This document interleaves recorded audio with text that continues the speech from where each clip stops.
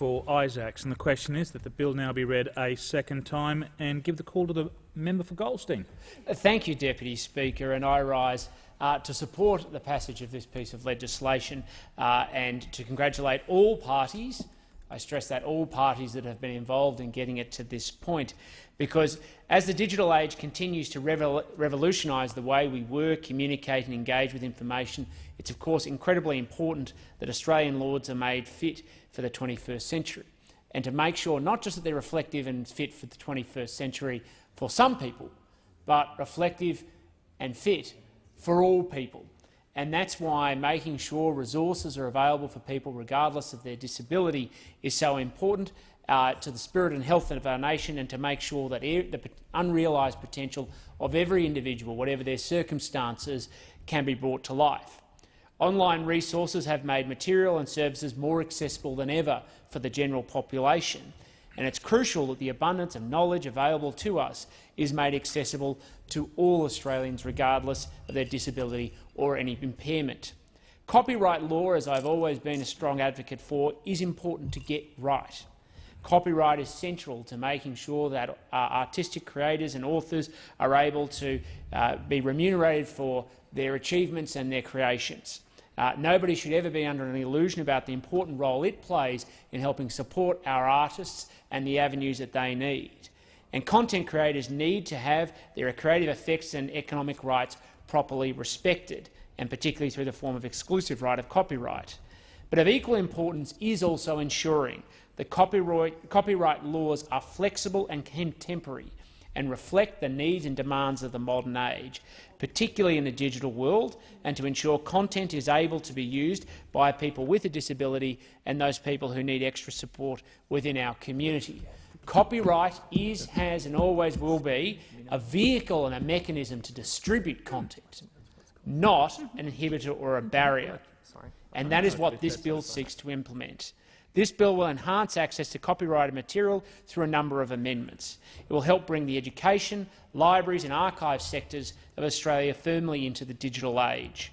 As part of this, the bill will harmonise the preservation exceptions for copyright material in libraries, archives and key cultural institutions. And the former member was talking particularly about the importance of bringing to life the value and the cultural contribution of this country for all Australians, and for that I concur with him.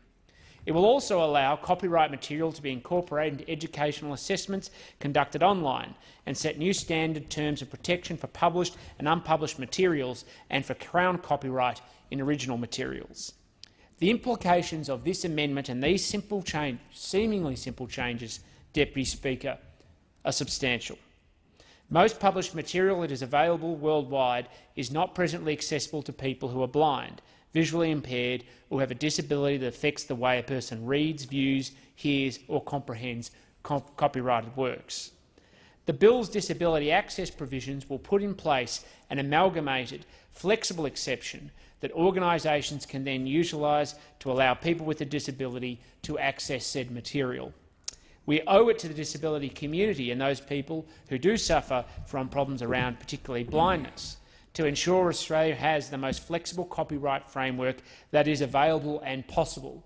And if you think about which countries in the world are able to do so, and to not just make content available but accessible to people regardless of any affliction or disability, it is us. And that is why we are a leader, we will continue to be a leader, and we should be a leader. The measures in this bill are format neutral, meaning that Australians will have print disability will also benefit alongside technological advances and innovations today and into the future. The library and archive exceptions will allow libraries and institutions to archive with greater flexibility. Currently, there are obsolete restrictions which prevent copies of published material being made unless the original has suffered damage, has deteriorated or is lost or stolen.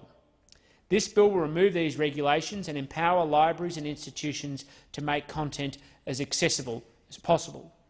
And red tape will also be stripped away in the education sector, because the bill seeks to streamline the educational statutory licence provisions for the copyrighted works and communication of works and broadcast for educational purposes, and permit the use of copyright material for online examinations. The reforms will also refine existing provisions relating to educational use of content in order to assist educators in licensing arrangements and negotiations for access to works. This will allow education institutions to take advantage of technology and expand the ways in which students can engage with content and examination material. More importantly, it isn't just a regulatory change, but it is one legislative change, but it is one that has a human consequence, because it expands the opportunity to engage young Australians regardless of their circumstances, and to be able for their minds to be broadened and be taken to other places where they can learn and grow. At the heart of this legislation is a desire to free our institutions so that they may harness the technology of the 21st century and help our young people, our old people and our people with disabilities. Vision Australia estimates there are currently 357,000 people in Australia who are blind or have low vision. They project that this number could grow to 564 by 2030, which only reinforces why these sorts of sensible, pragmatic, human impact reforms are so essential. People aged between 15 and 64 years with disabilities have a lower participation rate and almost double the unemployment rate compared to those without disability. We all have an obligation to ensure that people with a disability are given equitable access to educational resources wherever possible. In the digital age, there is simply no reason why we shouldn't be doing more to give those with a people with disability the best chance and opportunity to live their full human potential. We are committed to ensuring that outdated legislation is never in the way of an individual's pursuits, particularly for those whose participation is already low. As a just society, we have an obligation to make sure nobody is left behind due to their circumstances beyond their control. This bill is a reflection of the work of multiple parties who have come together at different points to seek pragmatic reform. And for all those involved, I finish where I started, which is to congratulate them on the achievement, and I'm proud that the Turnbull government is implementing this change. Thank you, Deputy Speaker.